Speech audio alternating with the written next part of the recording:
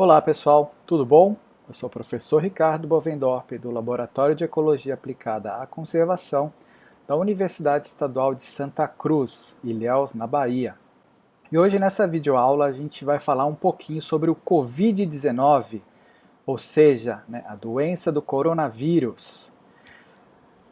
Eu acho que vocês já estão um pouco acostumados com as notícias que a gente tem aí nos telejornais, nos rádios e conversas com as famílias, que essa doença, esse vírus, o coronavírus, ele foi transmitido via animal. Mas como, Que animal que foi responsável por por essa transmissão do coronavírus? E é isso que a gente vai estar vendo hoje nessa videoaula. A gente sabe dos efeitos nos humanos, dos sintomas que a gente tem: tosse, coriza, febre, dificuldade para respirar. Em alguns casos mais graves, a gente tem síndromes respiratórias, quase uma pneumonia, e também uma insuficiência renal. Mas também, nesses telejornais e nas informações que nós recebemos todos os dias, nós sabemos das prevenções, como lavar bem as mãos, cobrir a boca e o nariz quando for tossir, usar as máscaras e também cozinhar bem os alimentos que a gente estiver comendo, como carne, ovos. Mas o coronavírus, ele não é não é o único vírus que nós já tivemos problemas de saúde humana com ele. Nós podemos fazer uma retrospectiva de vários outros coronavírus que causaram algum tipo de doenças para o ser humano, como as influenças ou as gripes. Eu não sei se todos vocês lembram, mas no começo dos anos 2000 a gente teve a gripe aviária, que era chamada H5N1, que eram as aves, que eram as detentoras, que eram os hospedeiros naturais desses agentes infecciosos.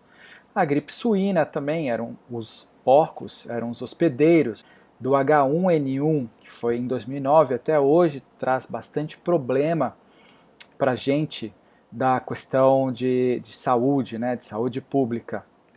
Também temos outros conhecidos, outros vírus que causam doenças, que é tipo o vírus HIV, o vírus da AIDS, que foi as primeiras descobertas aí, lá em 1981.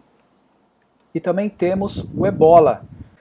Começou em 1976, teve em 1995, 2013, 2014.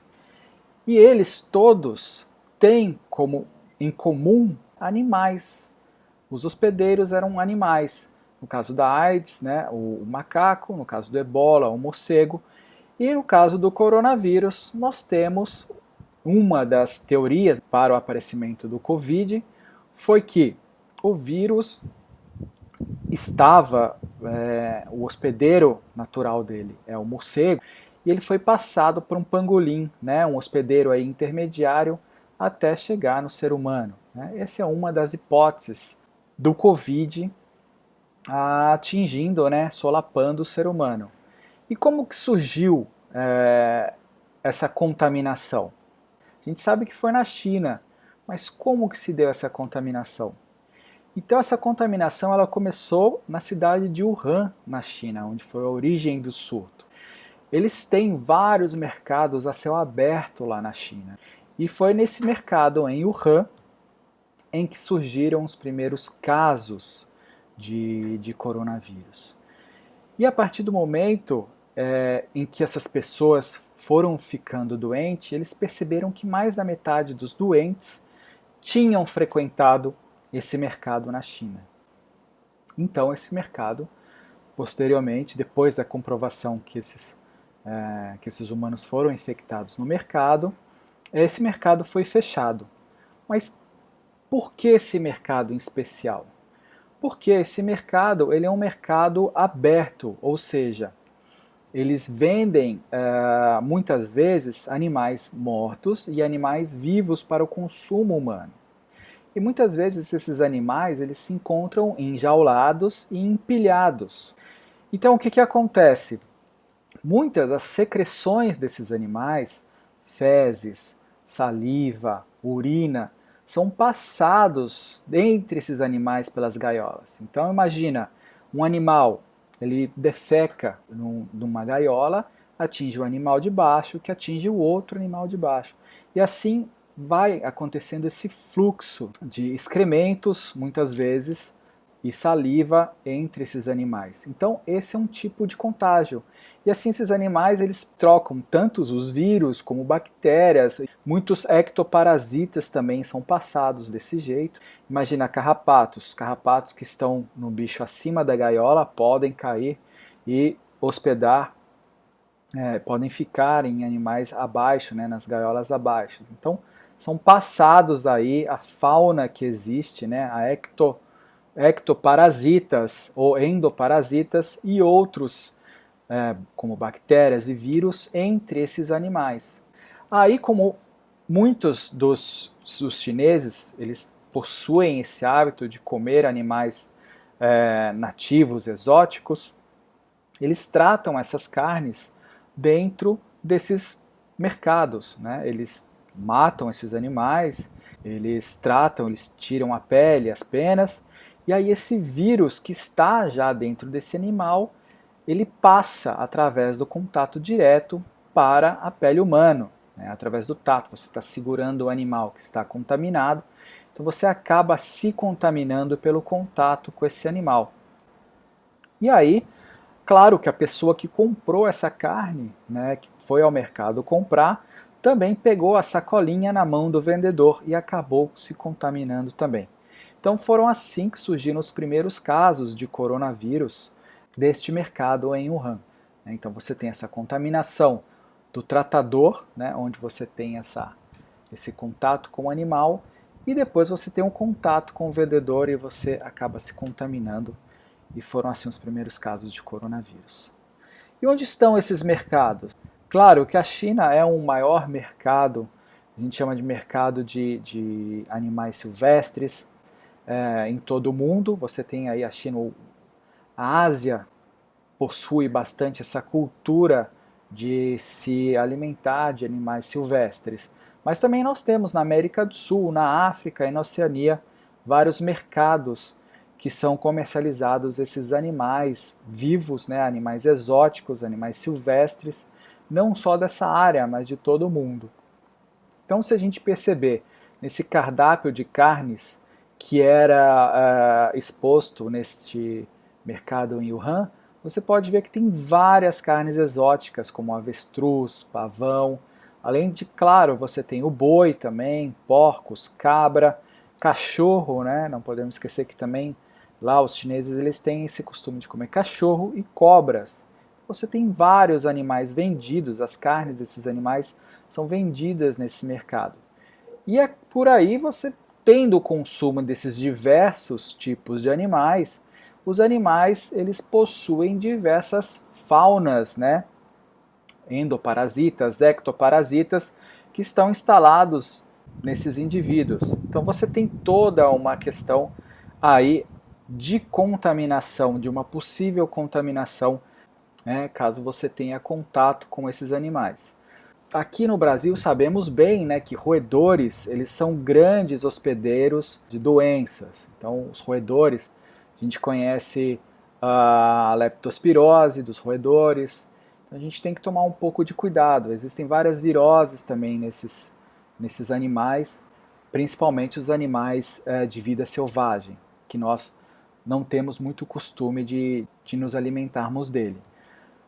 Mas como que veio essa cultura chinesa de se alimentar principalmente de animais selvagens? Então a gente tem que voltar um pouco no tempo para descobrir como veio esse costume. Em 1970, depois da Segunda Guerra, a China ela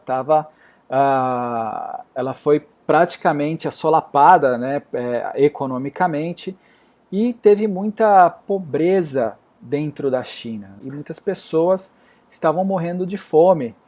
E aí o governo tomou uma atitude de controlar a alimentação desse povo.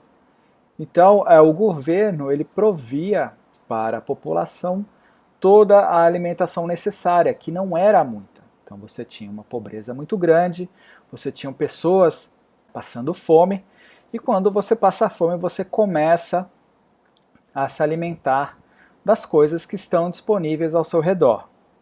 E, um pouquinho, 8 anos depois, a gente teve uma reforma da economia, onde o governo viu que estava um pouco insustentável a questão da alimentação do povo chinês e começou a determinar grandes fazendeiros para que eles fizessem o cultivo de alguns alimentos, né, como porcos, vacas, galinhas, grãos, para a alimentação do povo. E com isso, os pequenos fazendeiros começaram a fazer o quê?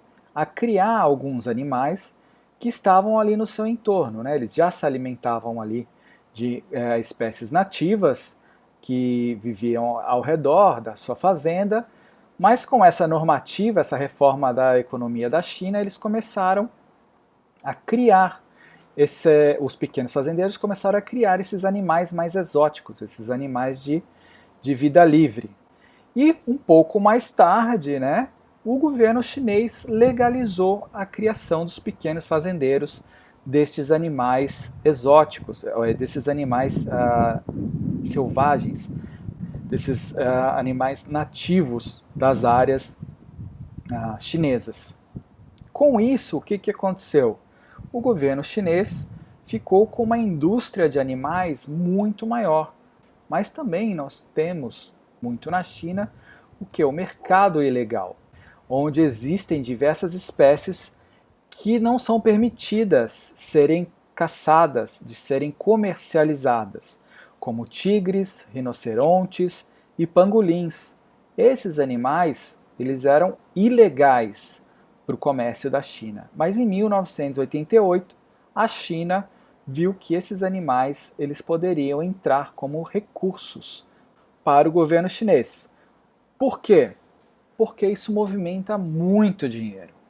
Então, a China começou a ganhar muito dinheiro com o tráfico ilegal de animais e depois, por conta desse apelo financeiro, ela legalizou esse tráfico desses animais.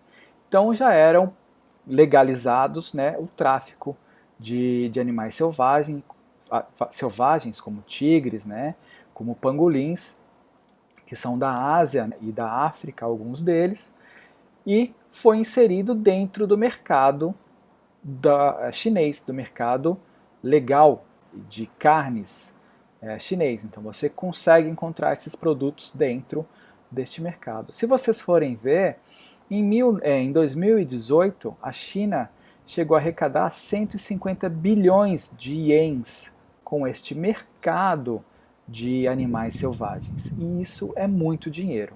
Então, em 2016, esse tráfico ilegal ele se tornou legal por conta do apelo financeiro. E nesse mapa a gente consegue ver muito bem isso. Então, diversos locais da África e da Ásia, você tinha esse apelo da caça, né, da comercialização, principalmente de produtos de origem animal. Então você tem países da África e da Oceania exportando produtos de origem animal, principalmente para a China. A China é a grande compradora de produtos provenientes de animais silvestres. E muitos desses animais silvestres eles são exóticos, ou seja, são animais que não são da China, são de fora da China. São animais que são provenientes da África, provenientes de algumas partes da Ásia, mas que não são provenientes da China, né? E muitos desses animais eles possuem valores medicinais. Eu não sei se vocês já ouviram falar, mas vários desses animais eles são tidos como valor medicinal na cura de várias doenças, né, principalmente algumas enfermidades. Então, vários desses animais eles têm esse valor medicinal e aí acontece a caça e acontece também a venda, né, a comercialização desses animais silvestres.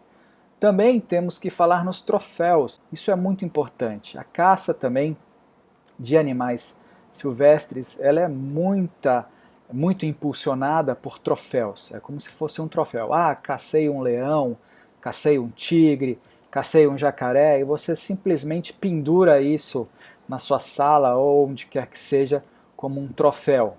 Então isso também você está sempre em muito contato com esses animais silvestres e com o abate e a comercialização deles.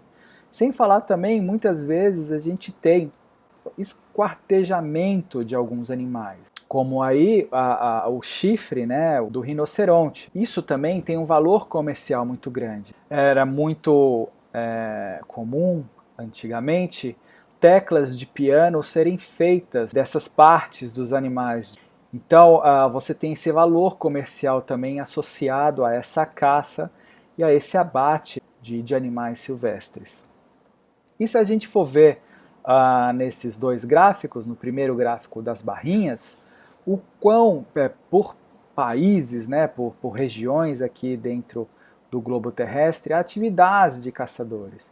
Se a gente for reparar na Corvinho, é uma caça mais comercial, e em amarelo, uma caça de subsistência, ou seja, a caça de subsistência é quando você caça para comer, né, para ter a sua subsistência, para você poder continuar vivendo. Já a comercial, não, a comercial você está interessado nos lucros. Então nesse gráfico a gente consegue ver que a caça comercial ela é muito, mas muito superior à caça de subsistência. Quando você une tanto a caça comercial como a de subsistência, você tem uma atividade muito alta desses caçadores, né, dessa atividade de caça. E aqui você pode ver que não tem só países africanos, você tem países africanos, você tem países asiáticos e países também sul-americanos, como o Peru. Então você tem essas regiões no globo onde você tem essa caça para o comércio e em alguns lugares, outros lugares, essa caça para subsistência. Mas a cada ano que passa, se você for ver no outro gráfico, no gráfico B, esse é o número de apreensões que a polícia ou a polícia ambiental dos países fazem ao longo dos anos. Então esse número de apreensão ele está crescendo. Isso não quer dizer somente que a caça está crescendo. Claro que é uma visão de que a caça está crescendo, mas também que a repreensão ou a apreensão desse tipo de atividade está sendo maior. Já nesse gráfico C é a porcentagem das apreensões feitas por taxa. Então se a gente for olhar nesse gráfico, os animais, o grupo mais atingido é o grupo dos mamíferos. Quase 62% das apreensões são de animais provindos do grupo dos mamíferos. Depois nós temos os répteis, depois as aves, moluscos, peixes, insetos e anfíbios. Então a maioria das apreensões feitas no mundo são espécies provindas do grupo de mamíferos. Já no outro gráfico, no gráfico D, você pode ver a porcentagem de apreensão de mamíferos por taxa, né? Então os elefantes, eles são os mais caçados, os mais apreendidos no caso, né? Depois os pangolins, lembra dos pangolins que eu falei, lá da China? Então, está em segundo lugar. Depois os rinocerontes, os tigres, os leopardas, os primatas, os ungulados e depois os outros mamíferos conjuntamente representando 7,5%. Mas veja a quantidade, né, a porcentagem de apreensões feitas no grupo dos mamíferos. É muito grande. Mas voltando à China, é bom a gente lembrar que não são todos os chineses que comem essas carnes exóticas, né, de animais silvestres. A China tem 1,4 bilhões de pessoas. Isso é muita gente. Então é uma pequena porcentagem que se alimenta e tem lucro sobre esse movimento, né, da indústria de animais silvestres, mas que quando acontece uma pandemia, a disseminação do coronavírus, como a gente viu, como a gente está vendo esses tempos, pode atingir toda a população. E isso é muito complicado. E para diminuir esta contaminação, o governo chinês, em dezembro de 2019, ele fechou, quando ele viu que essas pessoas, mais de 50% das pessoas do mercado estavam contaminadas, ele fechou os mercados e baniu temporariamente a indústria de animais selvagens dentro da China. Então, os chineses deram uma freada na comercialização e no consumo desses animais selvagens. Claro que o mercado ilegal de animais selvagens ainda continua, porque é ilegal e o governo chinês não tem como barrar esse mercado, essa compra e venda de animais ilegais. Mas o que era legalizado pelo governo chinês, ele fechou temporariamente tanto a indústria de animal como as feiras e os mercados onde eram comercializados esses animais.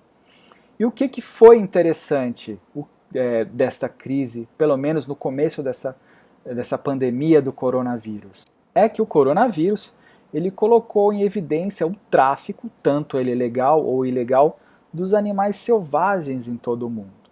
Então nós temos hoje várias iniciativas para a gente não comprar mais animais silvestres.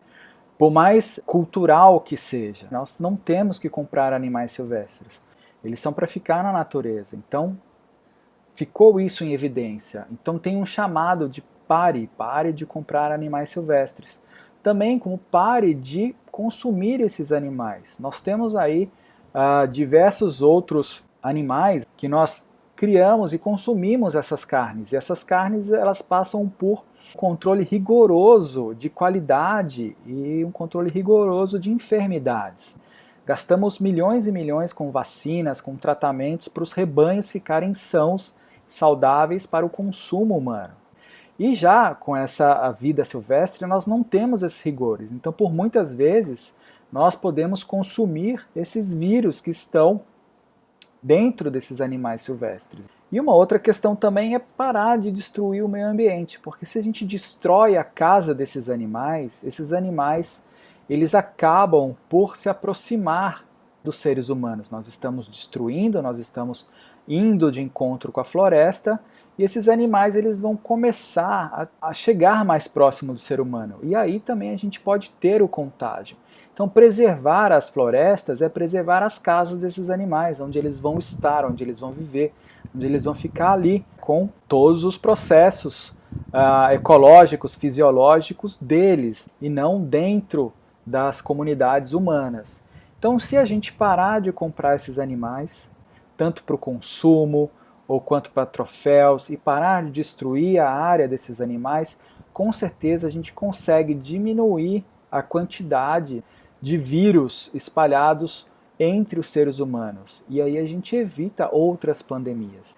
Então este coronavírus, ele veio por conta disso, por conta de um contato com um animal que não teve um controle sanitário para o consumo. Nós não sabemos o que eles carregam dentro deles. E o consumo te acaba também absorvendo, né, muito dessa fauna que eles carregam sem saber o que é. Então o coronavírus ele surgiu deste nosso contato com esses animais silvestres. Mas e no Brasil? Como que está a caça, o consumo e o tráfico dos animais silvestres no Brasil? Vocês sabem? Pois é, esse é o nosso papo para a próxima videoaula, em que eu estou falando um pouco de como está a caça, o consumo e o tráfico de animais silvestres no Brasil. Não agora, né, na questão mundial, mas sim aqui no Brasil, como anda essa questão. E essa videoaula, ela teve a ajuda, claro, né, de alguns materiais, e são esses os materiais. O primeiro material é do QI News, por que é que o coronavírus, o Covid-19, apareceu na China, como eu mostrei para vocês aqui um pouquinho, tá? É um vídeo muito interessante, está no YouTube, vocês podem pesquisar e ver. Também um outro vídeo, né, esse já em inglês, linkando o coronavírus com os animais silvestres, esse consumo de animais silvestres. E também temos no Netflix, já que todos nós estamos em casa, uma série que chama A Próxima Pandemia, explicada, que é uma série do Netflix onde vocês também podem ver um pouquinho mais sobre essa questão das pandemias. Também usei um pouco de literatura, né? Essa é uma literatura que está em inglês, mas são os padrões, causas e consequências da defaunação no antropoceno, ou seja, da retirada da fauna no momento em que vivemos. É um artigo muito interessante, vale a pena ler. E dito isso, eu deixo aqui o meu muito obrigado, fique em casa, cuide-se, lave as mãos e a gente se vê na próxima videoaula. Muito obrigado mais uma vez. Se você gostou, dá um like aqui embaixo e a gente se encontra na próxima videoaula. Obrigado, tchau, tchau.